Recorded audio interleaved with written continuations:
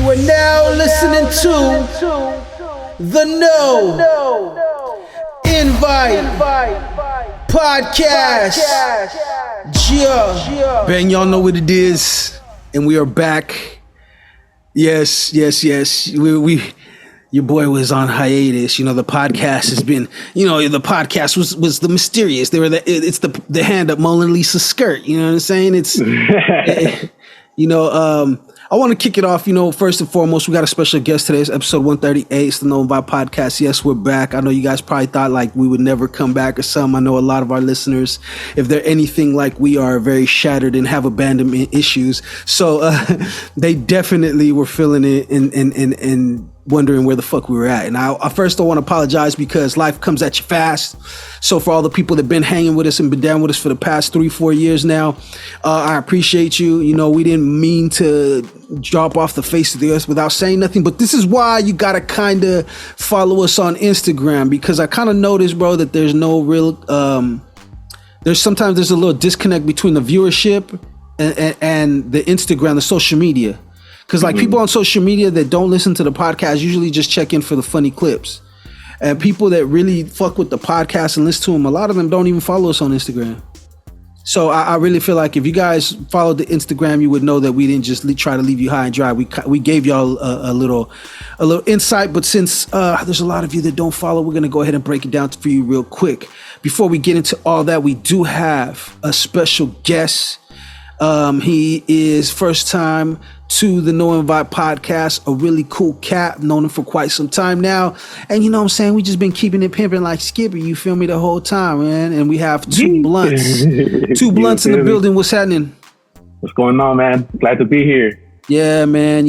I know you're here, bro. And he's a volunteer. He's not a hostage, y'all, just so y'all know, But we're going to get into about him and a lot of other stuff.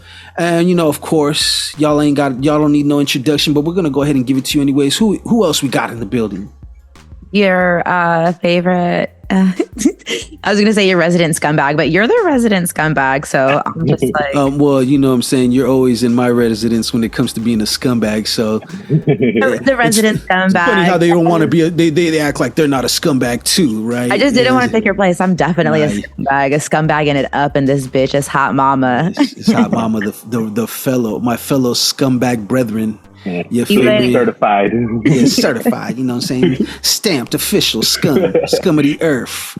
But look, so we have them in the building. I appreciate you guys for tapping in short notice. I literally put this together because I really want to continue to do the podcast. And since we're going to get on it real quick, I have to give them a brief explanation of what's going on. So for me lately, I've had a lot of things going on. I have a lot of other endeavors besides being a newly minted dad. You feel me? My dad energy has increased by 2 times. You feel me? That's right. I mean, my dick got longer and my hair got a little thinner. You feel what I'm saying? No. That long range. The long range got better. You know what I'm saying? My LRP's been hitting though. You dig what I'm saying? That long range from the couch type shit. But what's it called?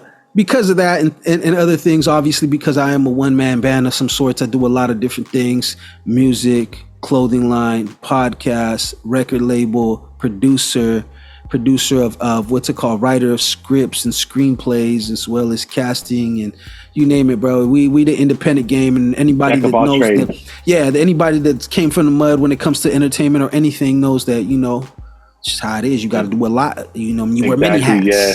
You wear many hats, even if you hit it raw. You feel me? You're still wearing yeah. I'm talking about. But look, no, and honestly, so because of that, we haven't been able to have the time to get together and make these podcasts like how we want to. It's not that we all haven't had a time. We all have just different schedules. You feel me? On top of that, I know Hot Momma has the Love Fix, her very own podcast that drops every Wednesday? Every Wednesday. We got episode 22 coming out. Episode 22? Mm-hmm. Episode 22 coming out. See them climbing up the ranks. They're getting their podcast mileage in. You feel me? But because of stuff like that and other things, life, myself, and Ann as well, the best kept secret, we haven't been able to get on the same page. And my thing is that I'm very much a stickler for quality. No matter what it is I'm working with, I always want to make sure that I give the people the very fucking best that I can. You know, I don't want to feel like I half-ass anything. I don't want to feel like I ain't do it because I'm forced to do it, or I want to do it. I want them to know that I did it because I was inspired and I want to do it. With that being said, since we haven't been able to match the output, I felt like it would be better for me to just fall back from actually putting out episodes instead of giving you guys a lower quality version of our episodes, if that makes sense. And that means is like, I don't like to do shit rushed. I don't really like to do things last minute. And although this might have been last minute for Hot Momma, me and Two Blunts, we've been plotting it since the morning. So surprise, you know what I'm saying? Caught you slipping. Surprise, motherfucker. Surprise, motherfucker. Surprise, motherfucker. Nah, but look, so with that being said, I just want to let everybody know that we are currently underway. The hunt is officially on, and the only way I feel like we're going to find the host, the next host that's going to be taking over my spot on the No Invite podcast, is to actually have people in here guest hosting, and we see what they do. You know what I'm saying? What they're working with. Yeah, you know what I'm talking about? See if they moving and grooving, shaking and baking. I ain't trying to see what nobody working with. I'm just trying to see. Tell me what you working with. I'm just trying to see if they qualified for the taking the driver's seat in this podcast, because honestly, I want to really, like, while I have other things going on, I don't want to stop doing the podcast. I want to give the people that been fucking with us, been rocking with us, top tier quality fuckery from all over the world. And in order for us to do that, I still want to get somebody, and it's been a plot. We've been talking about that, y'all. We've been telling y'all that somebody was going to take over my spot eventually, and now is going to be the time. We got Two Blunts in the building right now. You know what I mean? He riding shotgun with us. He's gonna take it for a spin for like a couple weeks, and at the end, if he feels like he likes it or he wants to continue to do it, you know, we're gonna put him up, you know what I mean, and then we're gonna let a couple other people get a little spin. You feel me? Because that's the only fucking way that get my hands on the driver's seat. I'm in the corner real quick. You gotta take the training wheels off, man, and just you just gotta sometimes you gotta fly before you could crawl. You dig what I'm saying? Hey, you see me in my baby mama's car, windows down, going 80. Yeah. Don't mind me. You see me in your baby mama's Honda Accord. You feel me? With one of the motherfucking with the right airbag blown out. You feel me? The check engine light on with the motherfucking tires that the tire pressure lights on. Having the baby mama inside the fucked up car. Nah, that's her car. What you mean? She's a strong, independent woman. She don't need nobody. So she don't need a man to tell her that she needs an alignment done and the inside of her tires are worn down to the studs. She should already know. As a strong, independent woman, I'm gonna let her go ahead and figure it out and find out for herself that, that's very dangerous. You feel me? Because I would be doing her a disservice if I didn't let her. You feel me? No, I am so glad I got married before I had babies. The fuckers ain't right. Terrible, I know. Like to set you up for failure. You got this, baby. You got this, right? It's like, yeah, baby, you gonna have my baby, and then we all gonna move in with you. I get the couch. You know what I'm saying? So with that being said, I just want to let you guys know that the hunt is on. You're going to be seeing a lot of new faces on the podcast, as well as some familiar faces, until we could get the right rotation. Because you know what? I am the motherfucking Bill Walsh of this shit. I'm the motherfucking I am what I say I am. Because if I wasn't, then why would I say I am? Exactly. That's the great poet right there once said that. If you don't know who it is, Google it, you little young motherfuckers. As a matter of fact, you shouldn't even be listening to this podcast, to be honest with you. Exactly. Right. If you don't know, man, get out of here. All right, so get out of here. I know, let them listen. They might learn something. No, run the views up, but then leave. So with that being said, we're gonna go ahead and get off into what we always do. We're gonna check in with our co-hosts and see how they're doing. We're gonna start with Hot Momma. Hot Momma, what's up? How you been? And I know we ain't did a podcast in a while. It's been some weeks. What the fuck is going on with you? How you living your life? Even though we haven't been recording a podcast, I've been recording a podcast still. So that's been going on. And I'm really excited to do that. It's the second season and we got a new straight man on there. So it's not going to be hella gay like how it was in the season. Yeah, you just for everybody knowing, for Two Blunts, just for her podcast is gay as fuck. It's gay as fuck. Okay. But yeah, we got this guy and like really good looking and like his voice is really great. So I'm glad to add that addition to the show, and just being a preschool teacher and tie-dyeing at nighttime when I can, and just living my little unicorn dream still. The fuck out of life, hey. Hell yeah. That's right, Big Willie style. You feel me? So, okay, so Two Blunts, man. What's up, man? Two Blunts, my guy, bro. How have you been? First of all, I ain't seen you in a minute. I know, man. No, but I have bumped into you from here and there. You know what I mean? Checking you guys out at the shop and stuff like that. But how you been? How's your week been treating you so far? Pretty good. You know, had family over this weekend. You know, it was my mother-in-law's birthday. You know, just been working on myself. I'm dieting. So I'm down 40 pounds. You know, you can see me glowing a little bit. That's saying my guy got his glow up. You feel me? You know, he moving light like a feather right now. You know, he really light on his feet. Ninja feet. Go ahead. No, I'm halfway glowed up. So when I'm fully glowed up, it's over for everybody. That's right. I fucking hate guys lose weight so easy. I feel like you guys just fucking. You think so?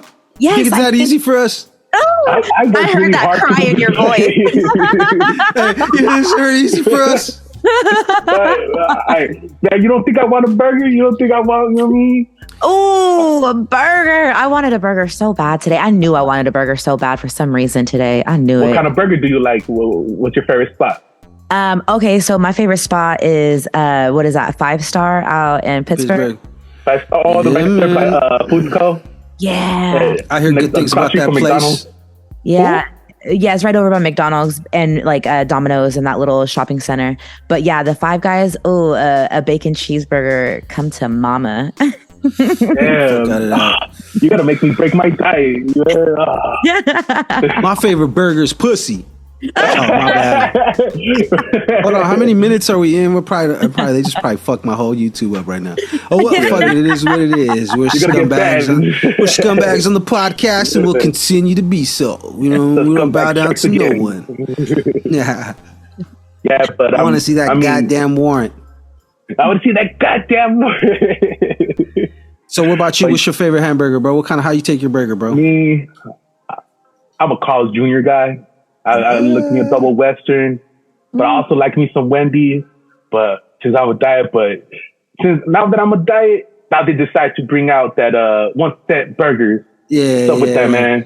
It is. They're setting me up. They're setting me up for failure. They want me to come back. They say the devil's working hard. You know what I mean? So really devil's working OT. You feel me? And when you work OT, you know you usually hit the drive-through. So the devil's there waiting for you. Devil got whatever you need. Temptation. You didn't need oil, but I got money for, you know what I mean? For hamburger all day. That's right. So okay, so that's what's up, man. As far as me and my burgers, I don't know. I like them just regular, I guess. I don't really do bacon. I like cheeseburgers. From where it depends. I hate to admit a lot of people, don't like them, but I like Five Guys. I would like Five Guys, wouldn't you? Get the fuck out of here. How you like them? How you on the side? The burgers. Let's clarify burgers. This burger is pause because now don't forget she's still in podcast mode. She's still in podcast mode. She's bringing that her shenanigans with her and shit. Hey, you feel me? So she low key cooked you real quick. Taking shots at the kid. I thought this was all about fuckery. It's good. It is fuckery. That's why I like Five Guys too, but just not the burgers. I don't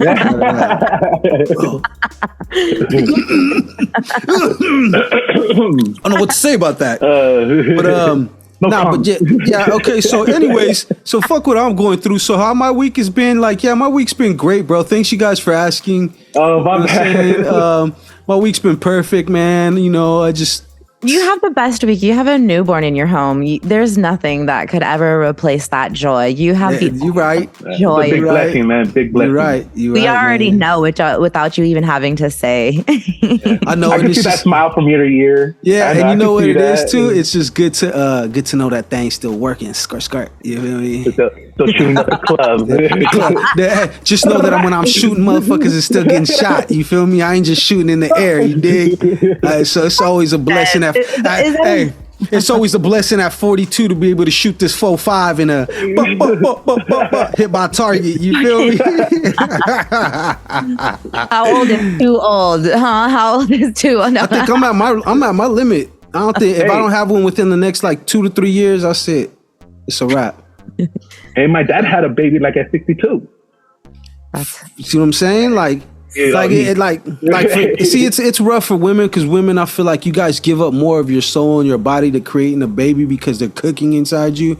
So it's like it takes a lot from you. So like that's why I feel like you guys have like a window for when you guys can have kids, even though it's not always true, right? You know what I mean? Everyone's different. Like the eternal clock. Whatever. Yeah, like and then for like guys, it's just easy. The pipe's still shooting. Like after they done cut the water off, it's still. You know what I'm saying? It's like it don't matter how old. Yeah, it don't matter how old. That shit's still gold right there. God. Liquid gold. You feel me? Stop playing with us. The creators. We in here. feeling real misogynistic right now. I'm just kidding, by the way. Just a real question, because I'm kind of curious. Talk to me. As men get older, I know you guys are way too young to know this, but I mean, like, maybe you guys are aware because you're a man, but do you guys just like stop like coming, like, or does cum always come out? Yeah, that's what we were saying. Like, our shit always works. You could be like 70, 80 years old. Those motherfuckers is like 70-some years old having babies. Shit's still firing. Okay. Yeah. It's still firing. So, yeah, I mean, that's the delivery process that the good Lord chose, where to shoot out like that. So that's the form of firepower that we're shooting. We're, like I said, to be at 42 to shoot this 4/5 with accuracy, like, Who's that? It's a blessing. You feel me? Yeah, shooting string. Yeah, I'm saying we ain't just shooting bottle caps, baby. Here. I mean, we just talking. I don't know.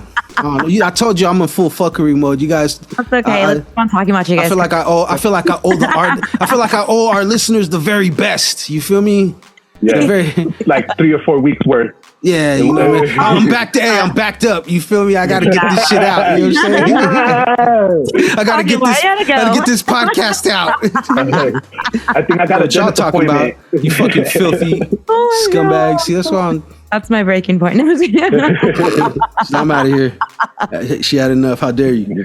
Anyways, okay. So look, that's me. Anyways, yeah. Fuck what I'm going through. But okay. So we're gonna get back into it, bro. And you brought it up earlier, so we might as well go address it. It is National Cheeseburger Day. We already know how everybody takes their cheeseburger, but let's be a little bit more serious about it, right? Okay. You brought up a point, and you were saying that how can they afford or to give out fucking cent burgers for only 4 days or 3 days, whatever they said, when they typically cost like $4 damn near for that same burger and shit, right? Yeah, like what's going on? Like, are they giving us real meat? That was one of the things. That I was gonna allude to. Do you think it's? What do you think? First of all, what do you think that is? That are they doing like lab meat? And that's why they're doing cheeseburger day so cheap or whatever. But because usually they do like buy one get one free, but not like they're doing penny burgers. You feel me? And 50-cent burgers. I'm like, come on, bro. I think it's like 2% real meat and the rest not cut, like fucking little human meat. Yeah, it's human meat. Yeah, it's baby burgers. That's terrible, bro. For eating your children. No, but what makes you feel like that? What makes you feel like that? Because, I mean, how could they afford to, give out so much cheap prices and they're complaining about, like, inflation, not paying the workers? If they don't got money to pay the workers, like, how could they afford to give out such a good deal? Exactly. Well, and you think that's why, right? Mm-hmm. Why, Hot Momma, our local resident expert on meat, beef. Gracious with some of your expertise on what do you think is the reason why they're cutting these burgers so damn cheap? Well, I do agree with it maybe not being real meat. I have this theory. I thought you were going to say you agree with me telling everyone that you're an expert. Well, I mean, that's off top. I mean, if you say it, right? Like, no. If you don't know that already, then you ain't been listening to this podcast. You're new to the podcast, so we got to remind people. Exactly. No, but go ahead. Seriously, though. You think it's like, what do you mean? Like, do you think it's like, well, to the extreme that we're talking about, like human meat, or what do you think? Yeah, so I think that they kidnap babies, that they really are kidnapping children in establishments. Or okay, so this is a really wild ass theory, but there's so many children who go missing, right? And what do you think fucking happens to them? Like maybe some of them get, off into human trafficking and shit like that. And then organ harvesting. And then what are you going to do with the meat after you've harvested these organs? So that's one theory. And then my other, like, maybe not so outrageous theory, I feel like, is that they're fucking price gouging us every single day of the year. And so therefore, these couple days that they give us, it's really no sweat off their back. There's such it's like their Black Friday. Yeah. I would honestly, and this is like just me being someone that just observant of business and how things work. You would think of it like this, like, I buy 100 t-shirts, I get it for this much. If I buy 1,000 t-shirts, I get it at a dramatically lower price because I'm grabbing more at a time. I'm moving more, right? So think of it like this. They are doing the same shit. They're doing the same fucking shit. They are, when they buy their shit, I bet you a burger for them to put together what they pay for total is probably like 10 cents, 25 cents to make, because all the ingredients they buy in bulk. You gotta remember that. So with that being said, like that was my, I'm all for the good conspiracy shit because I wouldn't put it past them. That's the thing. The difference between me, I don't shut them down, but I don't run with it like this is law and start foaming at the mouth, and then all of a sudden I'm ready to fight my family members at Thanksgiving because this shit's real. Like, I don't do that. But what I do is I listen to, you got to hear shit out, because people don't just say things just to say things. Everything comes from somewhere is what I'm saying. People do say things, just say things. Go to your social media, but I'm saying. But I think it's just, you're right, Hot Momma. I think at the end it's just that they've been price gouging. They're using this whole it's inflation to run the numbers up on everything, because then that means everybody has a legitimate reason to raise their prices because of the cost of what they say it is. But in actuality, when you're someone that pays and a corporation and makes money on a big scale like that, you're paying pennies on the dollar for the shit that you're selling us for like $5, $4, $3. You do what I'm saying? That's just how business works. And it shouldn't be surprising to people, but I really feel like to me, honestly, it's part that and part they want to do lab grown meat now because it'll probably cost less to make it too. So then therefore that penny on a burger that they're spending to make, or 10 cents, turns into a half a penny, a third of a penny to create, because now they're growing their own meat. So now they don't got to pay all the cows and the fucking farms and the slaughterhouses and all the shit that they run, and or their distributors where they get meat products from. And I think that the beef companies and all that other shit is the same thing. Now they're gonna have a cutter for real beef, and they're just gonna increase their money, so they don't give a fuck neither, because they're like, okay, let's go. We're all getting money on this. At the end of the day, the people that are consuming it are the ones that's paying for all this shit. So, it's deep, man, and we could go, like I said, I'm all for the good conspiracy theory. The big rabbit hole. Yeah, that we could go down the rabbit hole, but just know that at one point, man, you have to look back up and be like, what the fuck am I doing? Like, you gotta be like, yo, I was high, bro. Like, motherfucker sitting around hella stoned and don't mind me, I was high. Don't mind me. You can't believe nothing I say. I was high. You feel me? So yeah, okay. So I mean, I could dig it. It's National Cheeseburger Day. Everybody, make sure that y'all. I'm gonna tell you like this, straight up. If you eating cheeseburgers and shit, you better be balancing it out. You better be eating some fruit. You better be eating some vegetables, because I don't give a fuck what you say. If all you eat is cheeseburger, you stank. You stank. And you taste bad. There you go. When that's a woman telling you they're right there, and you know what I mean? You stank. Just know that. Yeah. So balance it out. Step your game up. Yeah, step your pimping up, you know what I'm saying? Get fragrant, get floral, you feel me? Get, smell good, taste good, live good, eat good, you feel me? All that shit. Okay, cool. Okay, cool. That's right. Yes. All right, so we're going to keep it moving. Got another. All right, so I want to be in all honesty and transparency. These are all topics that Two Blunts brought to the table. We're completely rocking with damn near everything that he, not almost, but almost everything that he did, because, we got to make sure that we know what enough to be able to contribute. You feel me? Some shit. Sometimes, like how we were talking about, we bring stuff to the table, and it's like, well, if we're not all really versed in that, it makes it hard to give you guys a well thought out, I guess, analysis on it. So, but we are going to keep it moving. We are living in California, and we all know, and some of y'all probably see the news, so they probably blow it a lot more out of proportion than they like to, than it really is. But we all know about the homeless situation out here. We all know how San Francisco and Oakland and a lot of the big cities all up and down the coast, not 15-minute just cities. Yeah, not just the Bay Area, but LA, Seattle. It's a very, very big issue with homelessness. You know, it's getting to the point where it's just disgusting, and it's really, you know, it's bringing, it's just bringing down the quality of experience. If you live in the city and you have to deal with that shit all the way, then it's bringing down the quality of life. I don't live in the city where it's that bad. It's bad where we're at, you know, in our part of the county and stuff like that. It's pretty bad, but it ain't, you know, as on the magnitude as the cities are. Is that a fair thing to say, right? It's pretty fair to say, right? Yeah. So, because of this, you know, everybody has seen a spike, you know, because a lot of laws have been passed, you know, also as well, that are kind of like changing the dynamic of what is a crime or what is considered a crime. So it's also affecting that as well. That's affecting everything else as well, because it kind of feels like it's one is feeding off the other. You know what I mean? If that makes sense. Shoplifting has got worse throughout the years. Well, retail is shutting down, right? What was that? A lot of retail is shutting down because of it. Yeah, because I mean, they're stealing like crazy. Like before, they wasn't stealing like that, but now it's because the law they passed that before it was $350, now it's $950 because there was an overcrowding in jail. So basically, they're giving the criminals that steal way more. Like, I could steal hella shit and give me a fine or something. So it's like a little slap in the hand. So they're like, there's no really that word, like justice. Yeah, consequences. There you go. On their actions, it's just like a little slap on the hand, and they go back to doing it again. You know.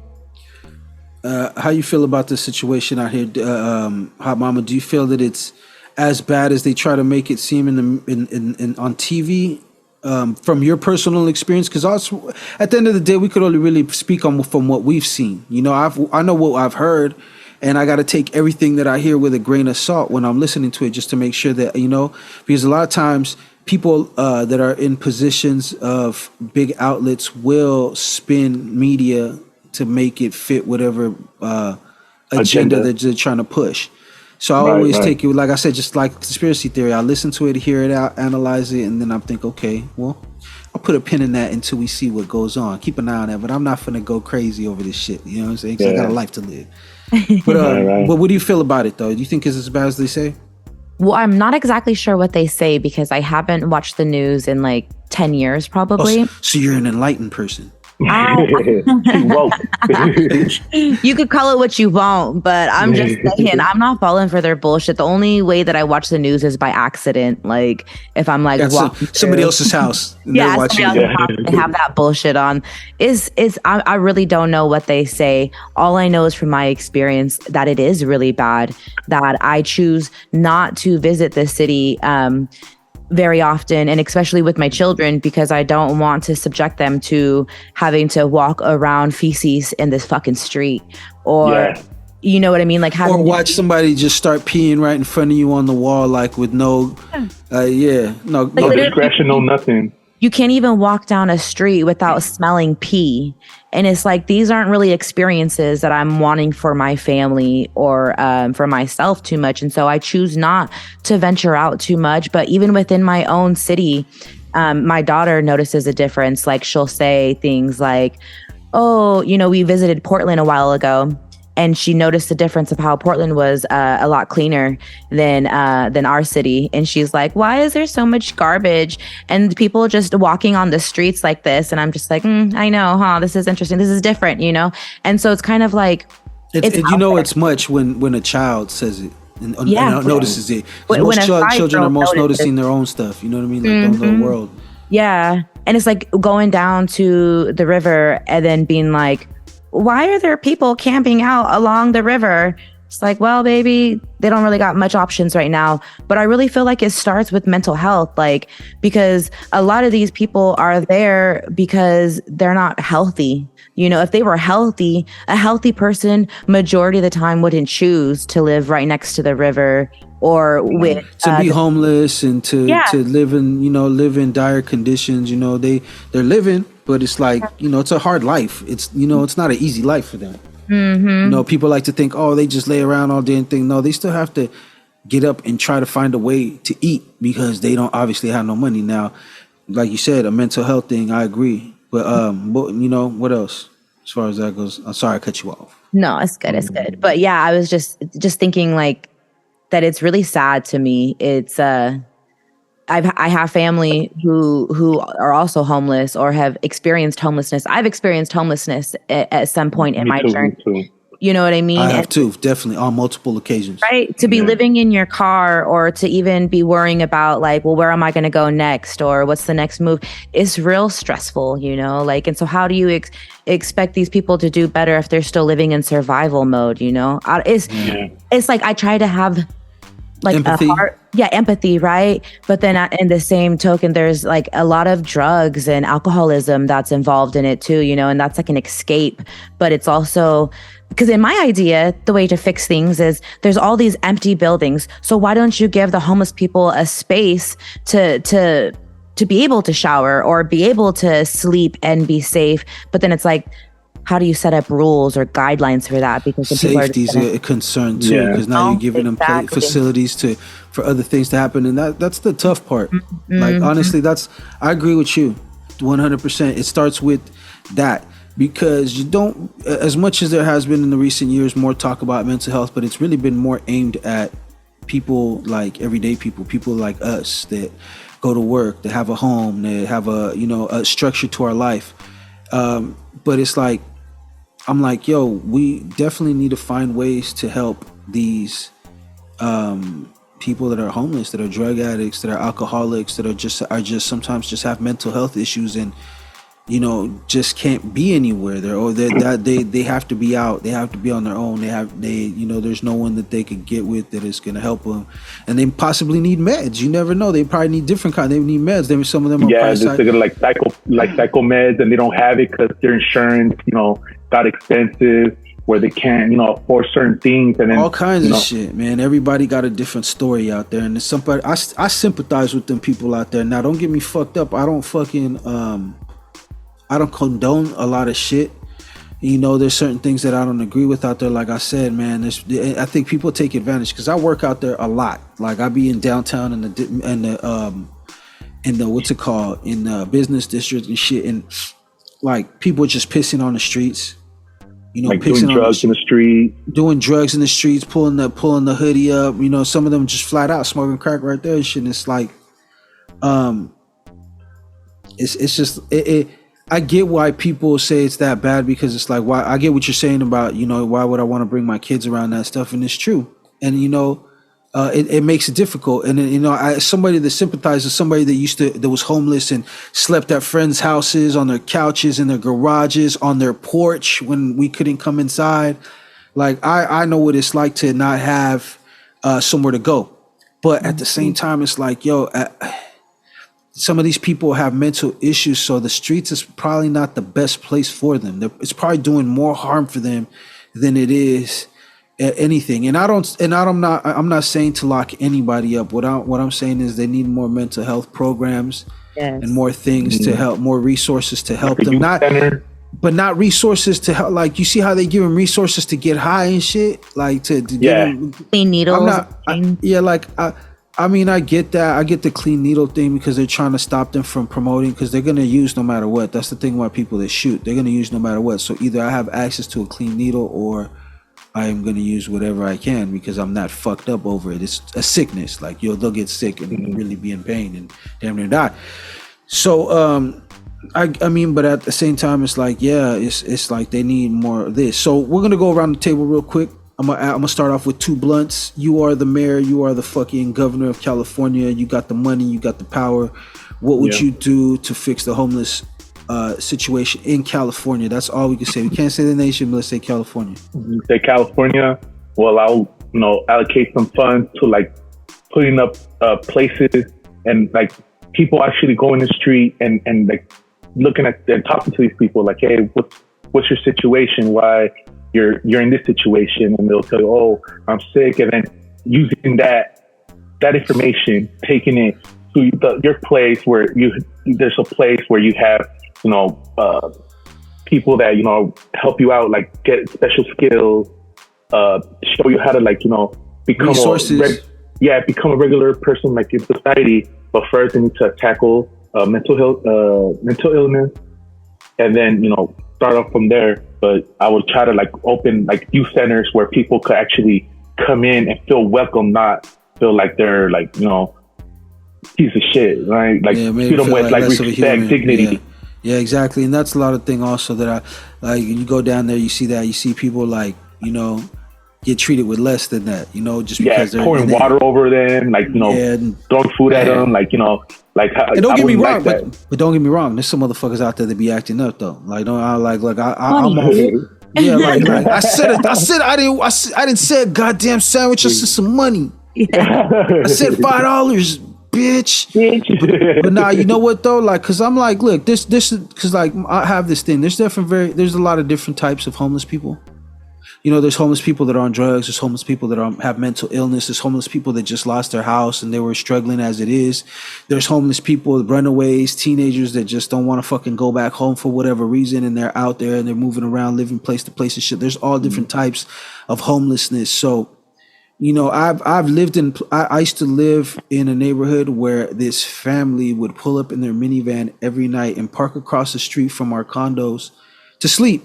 And they had a baby and everything. And I felt bad, you know what I mean? But it's just but you could tell they had their job, they had their shit together, they had all their stuff. Something happened. I don't know what it is to them. And at the same time, I don't trust nobody, so I'm not gonna approach you about nothing. I'm the type of person I was unless I see you in danger, so I'm gonna leave your ass alone, my motherfucking business. You dig what I'm saying? Right. Because it's probably a difficult situation for them as it is. The last thing they probably need is somebody all up in their business, talking about what you talking about. You know what I mean?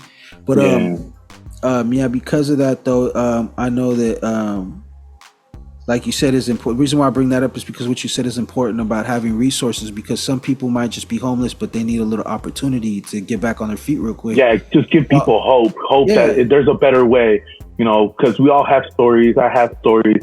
I pulled myself from a dark hole. I did it with hard work, and, I did it because, people stood behind me and said, you know what? We got you. We got you, just keep going. Actually gave me hope instead of everybody you ain't gonna be nothing. Looked at you like scum of the earth and you would never be nothing and shit. Nah, I know that feeling too. You know what I'm saying? So I know that feeling. So that's kind of what pushed me to you know what? But I'm gonna prove everybody wrong. Now I'm doing way better than I was 10 years ago when I was out in the streets and basically didn't have no home. My parents didn't want to fuck with me. My brother didn't want to fuck with me. So I was at a real dark spot, and I was in the garage, and all of a sudden just it clicked. Hey, what the fuck are you doing with yourself? This ain't for you, man. Time to man up. And I grew up fast. Yeah, man. And see, you know what? You're a very lucky person, because a lot of times people don't get that opportunity. They don't get that opportunity to do that. So they don't have that realization. And it's a terrible thing, because you're really literally you're letting your life pass you by, by not trying to take a moment to understand what you're doing and how it's affecting you and how it's affecting it's going to affect you. And for whatever reason, everybody has different reasons, like I said. But because of that, like I said, there's different types of levels. So for someone that is really bad, that needs a lot of help, mental health, like you said, resources, to even just somebody that, we lost our house, or, there, a lot of stuff has been going on with renting and stuff like that. So there's certain, or just renting out clothes so they can do an interview, a place so they can shower so they don't smell when they go to an interview. Yeah. Give them some a little rundown how to do an interview, practice, hey, Remember back in the day, they used to have the YMCAs and shit where there was But that one was more like kind of like a rec center for everyone. They need to do something similar to that. Maybe not a place for people to sleep because, you know, the problems that could cause. But maybe a place like that where they have facilities they have access to, and that they're able to, you know. But it's tough, man. It's tough. Like I said, I be in the city all the time, man, and it's really tough. So there's a lot of different ways, but that's definitely a strong way to kick it off, you know. Mm-hmm. All right, what about you, Hot Momma? You're the mayor, you're the governor. You know, the buck stops here. What are you gonna do to solve the homelessness problem in California and then America? Cali first. I'm gonna take away from Two Blunts a little bit here because I really liked what you said in the beginning about sending people out to the streets and seeing what the needs are. Like, I think canvassing and surveying what people really need is a great place to start because we have our ideas of what we think they need, but really it would be great to hear what they think they need, right? Like, if somebody were to tell you, or okay, like, how about this? If I were to tell you that you need to go on a diet, right? What is that going to be? I'll be like, fuck you, first of all. But then I'll be like, I'm listening. But if Two Blunts came to me, and if I'm listening, he said, but I started talking. And I'm listening though. What'd you say? But like, if you were to come to like somebody and they were asking like, hey, what is it that you think that you need? And you'd be like, I think I need a diet, right? Like, how much more like receptive would you be to that help? As opposed to somebody being like, nah, you need this, you need that, and this, because we know what's best for you, you know? Yeah, instead of they telling you what's best for themselves, like what I need to make myself better. Yeah. I think it should be a combination of both because if the person actually knew what they needed to be better, they may not be in that situation as far deep as they are. I'm not saying it's not impossible. You dig what I'm saying? I think you need both. Yeah, I think both helps. You got to hear them out. Yeah, so what I was getting at is that you gather all your surveys, right?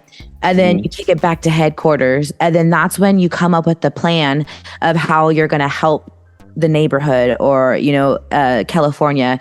And then you're going to see on the survey, okay, well, some people said that they just really need a place to shower and then that they'll be good. Or some people said that maybe they just need meds or somebody to talk to. They need that hope. Okay, well, let's set up a couple different centers to do this, do that. You know what I mean? That way people can go to different places and not just in one place, but in multiple places. So that way they can, maybe there'll be like one shop that's like clothing. Right. And then you can go there and you can go and get what you need for your interview, or you can go and get what you need. And then, I don't know. And then that will lead you to having like some one-on-one with somebody where they'll give you that interview experience. They'll coach you. Yeah. You know? And so I think that's like a tailor-made program for person, somebody that's going to help me, not just a cookie cutter thing where they're trying to force this on somebody that it's not. Because like I said, thing doesn't fit all. Yeah, no, go ahead. Yeah, just one thing doesn't fit all. And so it's kind of like, it would be silly to think that one fix would fix everybody. Like you need multiple outlets to be, you know, because maybe some people don't need help with drugs, but they need help with health insurance or something, you know, like. Yeah, Dr. Chang is expensive. Most definitely. And you're right. You know, at the end of the day, you have to hear what people want, and you got to kind of meet them in the middle.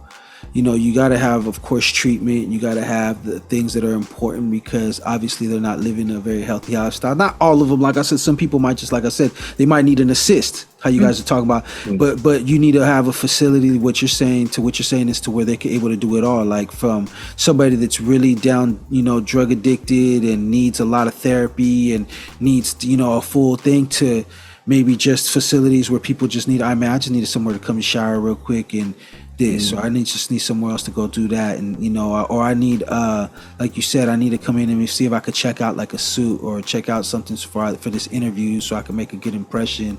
To even, you know, for people that are functioning maybe a little bit more, with you know, that are capable of healthy like dormitory and style living. Maybe they could graduate to that point, you know, and get to the housing, like in-house housing, you know, because a lot, like I said, everybody's different. Some people might need resources but don't want to change it, you know. And so okay, if it's on me and it's not and I don't know a lot about politics or how shit works, so I'm pretty sure any Joe Schmo, what do you call that, politician will shoot down holes in everything that I'm about to say. But I feel like, okay, the first thing that I'm gonna do is definitely what you guys are saying. We need resources, we need shit boots on the ground, we need people that are willing to come help. Get dirty, you know what I mean? Have facilities and well, shit, man. We got money. We're gonna dedicate it. We're gonna pay these people salary, but we want people that want to be there. We want people that really want to help. That really want to have the patience to help people, because it all starts with that. If you don't have a good relationship with the people you're trying to help, and a patient one because they're dealing with a lot, then they're not gonna have no trust in you. They're not gonna have no faith. They don't want another problem. They want solutions. They want somebody to actually empathize with them and show them that, you know what, I understand what you're going through. There's another way, but let me lead you to that way, and just, so you could get away from what you're, in a sense, some kind of trust. You know what I mean? Obviously, we're not in an era where they're trying to lock these individuals up for doing drugs like they were when we were young. So then they need to have some kind of other solution. That would be the first thing that I would want to do. Like I said, to have facilities and resources readily available for people, and to be able to have places where we could screen people and people could come in for these resources, and we could determine what type of treatment and what type of process that we should run them through. I would also, in order for that to happen, there's a lot of people that would say, well, security is an issue. Security is this. I feel like they and this is an idea that's not new. People have said it and said it again, that they should have mental health response teams that ride around with an armed officer. The armed officer is taught to assist but not take lead unless they feel that it's a life-threatening situation. Right. But you know what I mean? And allow to and be there to assist, and to allow the mental health specialist to be able to deal with the situation, to be able to assess it and determine on whether or not they're qualified to deal with what's going on. Because a cop, they're not detectives, and they can't impede, what do you call that? The process of the judicial process of them doing their job. You dig what I'm saying? So if there's a crime being committed, then clearly that thing. But the mental health specialist will help as a buffer and a way to gain trust with the community that they're trying to serve. Right. Because there's going to be incidents at these facilities that we're having. People are going to have mental breakdowns and episodes in and around, especially if we plan on making it a hub for people to be able to come to. So we have to find a way, like you said, to keep their trust, but to also be able to keep some kind of order so that we are able to continue to help everybody, because that's the main goal. There can't be no chaos. It can't be chaotic, because then people get burnt out. You put more stress on the people that are there trying to facilitate these resources, and then the next thing they're getting hurt, they're quitting, they don't want to do the job, is not just worth doing anymore, not desirable to other people to come do. It makes it too hard, too much strain. So that would be two of the things that I would do to put in play. Definitely stuff like that. I feel like it all starts with our education system. So then I would put as much money that I am able to every year into our public school systems, whether that means, finding innovative ways to be able to have these teachers not be overwhelmed with too many students, and not be so overloaded in the class that there's not enough resources for everyone in the class, such as things that they don't make sure that every teacher doesn't gotta come out of their pocket to get supplies.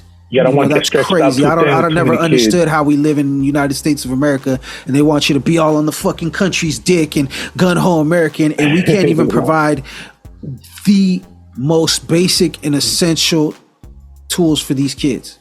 America's you could do it saving other people's countries, but nobody's coming to save it. Ain't nobody coming to save us. I don't hear Ukraine sending $100 billion to the U.S. for nothing. For nothing. See, you know what I mean? And you know what I'm saying? And I get they got their political theater and they got all their little agendas that they're pushing and whatnot, but it's like, at the end of the day, it's for the people to decide how they feel about that, because clearly they're not thinking with putting the people forward. The people are running the back seat. So now after that, you could follow the rabbit hole and see where that takes you, and you could come up with a lot of different reasons on why they might be doing that. I'm not here to discuss that so much, but that being said, I would definitely pour and push as much money and funds into the public school systems, because I really believe it begins there.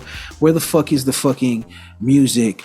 Where is the fucking weights? I mean, there's certain class schools that got it, but there's other schools that are really fucking neglected. And you know what? That starts there. What's up with these elementaries? I really feel like it has to start, the money getting poured in has to start as the youth, babies. Like, the whole thing is that when it comes to that is resources, bro. You know, there's no more music in schools. There's no more, like I said, there's certain schools that got it, you know, in certain places that there's no auto shop, no carpenter. I remember doing electronics in school, in high school. Like, I learned some skills from auto shop, you know. But now that, you know, if I went back to Antioch High, they took all of that out. It's just, you know, just regular straight, you know, learning through books and math and history. You know, we need stuff that's real life skills that you could transfer it to the real world. How to balance a checkbook, how to, you know, math is very important. I agree, but like, how many people know how to buy a fucking house? Probably not. How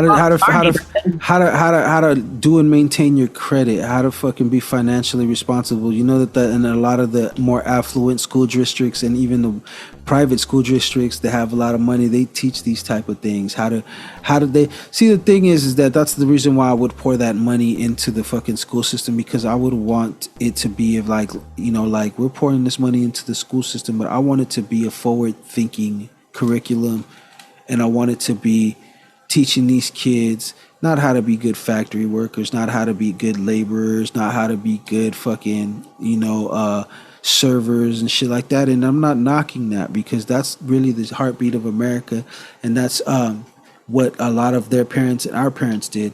But, you know, at some point, these kids, they are the future, so we have to springboard them into to see how far they could take it now. You know, we have to give them the opportunity. You dig? Like give them the tools to. Exactly. You know, I'm making jokes and shit, but on reality, this is the real shit. It's like, that's what it's about, you know, and it's about making sure that, what's it called? It's about, you know, putting the money. I think, to me, honestly, that's where it starts. It starts with putting the money in the youth, giving it to them, giving them resources, opportunities, real fucking field trips, real facilities at school. You know, even if possible, if it's able to, you know, paying for their fucking uniform. If we asking them to wear a uniform every year, they should get, like, their free set at school. Go collect it. What's your size? Go collect your free 5 should be at least on the school district. And then after that, they should provide, like, simple essentials, like a pencil. Well, it's because you think about the stressful stuff when you don't have money and it's back to school time, you know, or when you were young and you just didn't have money and it's back to school time. It's like kids, they started doing uniforms so kids wouldn't get picked on and wouldn't be fights and gangs and shit, right? So, but, you know, not have the lack of having stuff sometime, or be able to partake in stuff, you know, it's very, like, I won't say it's very damaging to a kid, you know, because they're not getting the full experience of, you know, because, I can't do this. Exactly. And they feel like an outsider because it's like, yo, I wish I could do that type of stuff. And, you know, and they're kids. Like, if you're an adult, there's no excuse, go out and get it. You could get it. But as a child, we try to give, you know, our kids everything that we can. All parents do. You know, if you care about your child, that's what you want to do. Mm-hmm. But, you know, what I was going to say, that's the most important thing to me. That it starts with the kids, man. So that's where all my money would go to, putting into That's a really good point, because I feel like once you got that foundation, that firm foundation, it's like for us, for instance, like, even though one thing or another brought us to that place of homelessness for us, because we had somewhat of a good foundation, we were able to have that realization of, oh, nah, something's got to give. We've got to change. You know, we got to do something better for ourselves.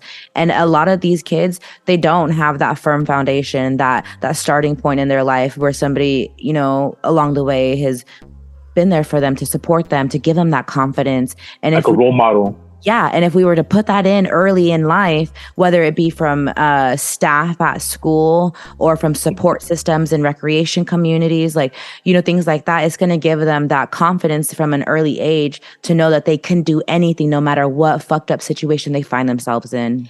Well, now also because now with social media and everything, a lot of people, they're not used to dealing with people in person. People don't I feel like people's skills have kind of went away.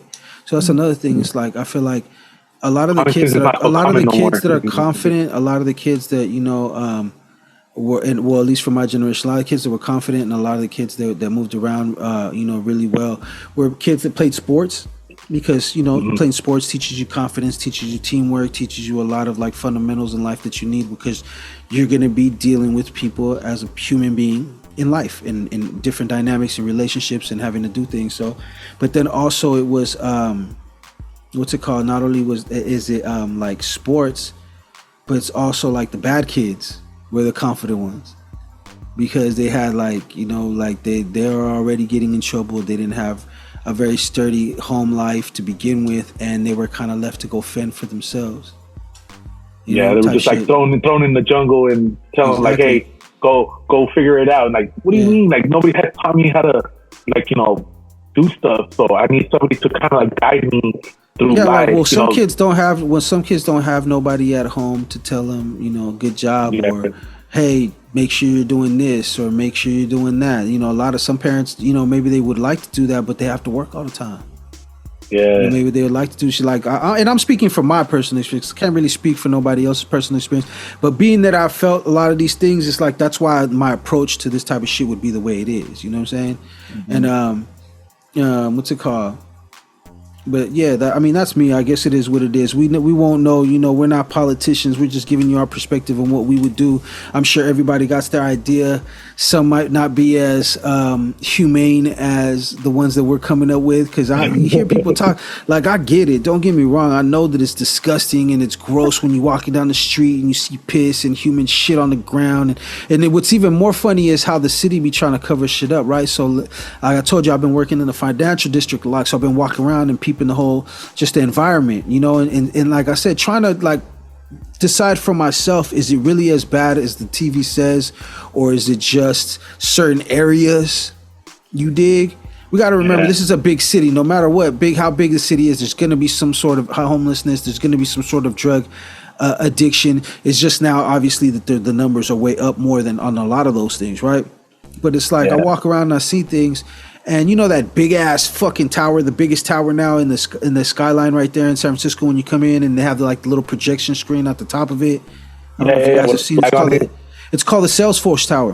Mm-hmm. Okay. And they just opened it last Friday or last Thursday, something like that. So let me give you some context. I've been working down there, walking around. City is stank, piss, shit. There's a lot of homelessness and a lot of disgusting things all around this. It's been like that through the whole fucking business district. Well, this new Salesforce Tower has opened up, and I guess, I don't know if they're trying to get people to rent floors, like other big businesses, because that's what they kind of do out there in the financial district. Like, you got other big businesses like, whatever, Bank of America or whatever, they rent floors, or other tech companies rent floors in these buildings, that billionaires own these big high skyscrapers, and they rent floors out to these different businesses.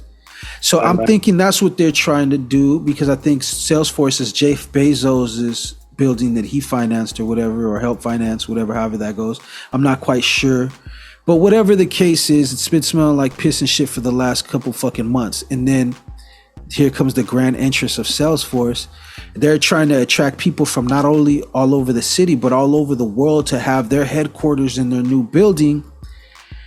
The day that they open, where I'm walking down there, I'm walking, I'm going to get me a snack, ready to go do what I got to do, right? Go handle my business. And the streets smell different. And they look a little different. Right?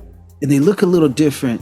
And I'm like, bro, why does this smell so like detergent-y and like fresh out here, just walking on the streets? Smells like fresh air. and I didn't see really none of the usual homeless people in their spots. I seen a lot of police presence down there, like a lot of police presence on the corners in different places. And then I'm just thinking to myself, just as somebody that's being observant, I was like, oh, so the city wants to make sure that this big company has a good look for its rollout. So they came by with the street sweepers and the fucking power washing places and sprayed the whole fucking streets down, the sidewalks, the curbs, all these nasty areas where all these guys was, fucking shooting up and smoking and pissing and shitting. It's all clean, smells like detergent. Now it ain't perfect because it's still out there. You could only do so much, but that just gives you some context of what they're capable of and then what they choose to use their power for. Okay, right. If you're able to do this kind of scrubbing and cleaning and fucking what's it called and have that, okay, and all that, you're doing this for a private business. You're not even doing this for a city. Exactly. What's going on with this? Where's the city people getting this treatment? So look, I'm not, like I said, that just lets you know, like, my personal perspective, what I see. I don't know nothing. I'm not a politician. I'm not none of that shit. I'm just a person with an opinion, but that's the shit that I've seen. And it doesn't, if you're observant enough, things will start making sense. Things will start coming together. You feel me? You got to zoom out and not just look at what's in front of you, but maybe take a look around you. You might see some shit that you ain't never see there. You remember that movie with Roddy Piper? It was called They Live, and he put the glasses on, and he was able to see, when put the glasses on, he was able to see what really reality looked like, and it was taken over by aliens. And a lot of people walking around in public were really aliens, but you couldn't tell. He could only tell when you put these glasses on, and you would look, and when he would look at advertisement on the walls, it would say buy more, stay asleep, don't ask questions. But when he'd take it off, it'd be like advertisements for Nike and advertisements for fucking different brands and big corporations and shit like that. You got to watch it. It's an old flick, but it's kind of crazy how it's relevant now. It's called They Live. But look, with that being said, man, we're going to go ahead and cut it. We got a little deep for them. Maybe the next time we'll be able to finish up and we'll hit them with the toxic relationship, past experiences and whatnot. I think that's a good one, but that one needs a little bit more time. I think we're good right now. 2 Blunts, man. Thank you for being down. Thank you for staying down. Thanks for having me. Yeah, man. Hot Mama. I know this was last minute for you too, because I literally hit you up this morning about it when we were talking, and I was telling you what was going on with it. But we're gonna have you back again next week. We're gonna try to keep up some consistency, if not weekly, then bi-weekly. Forgive us. Like I said, life comes at you fast.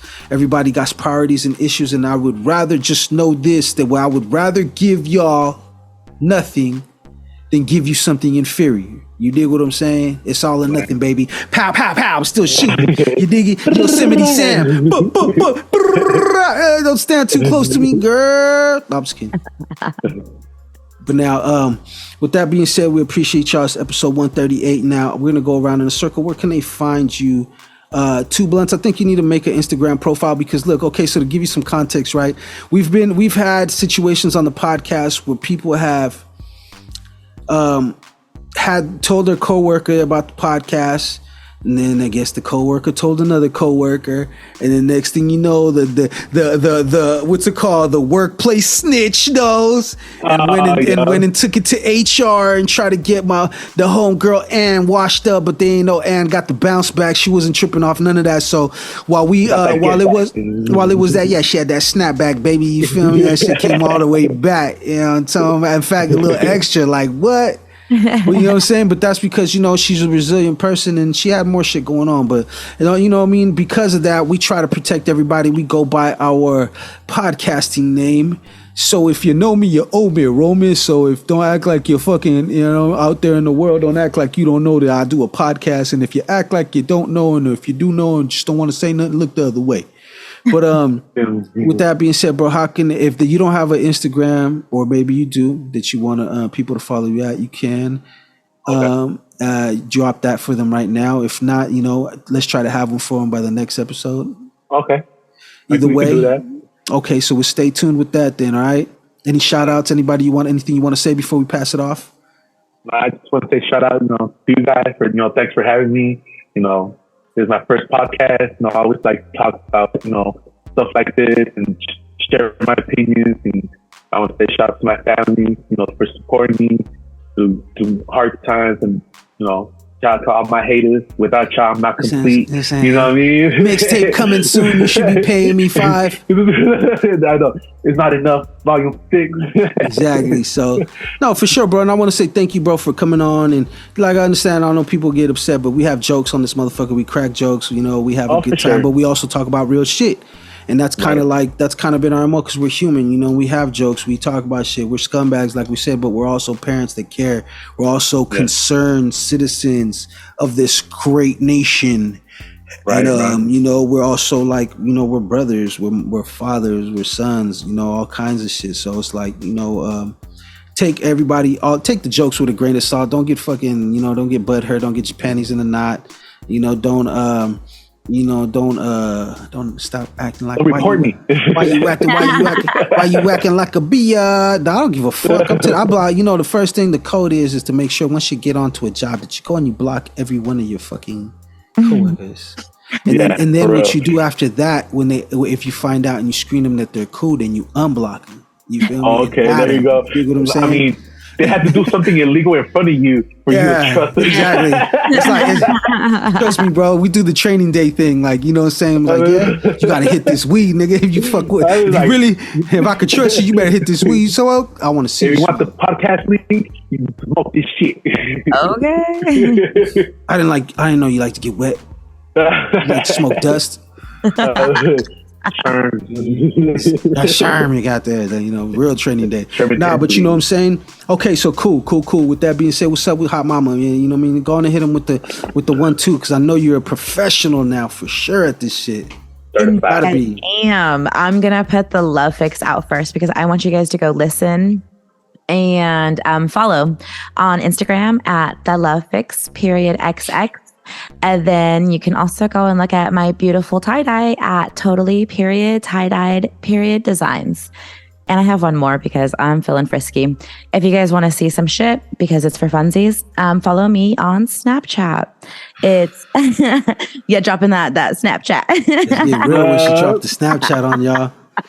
She's like, gonna bless y'all. I want some more fun. Exactly. Fresh drop.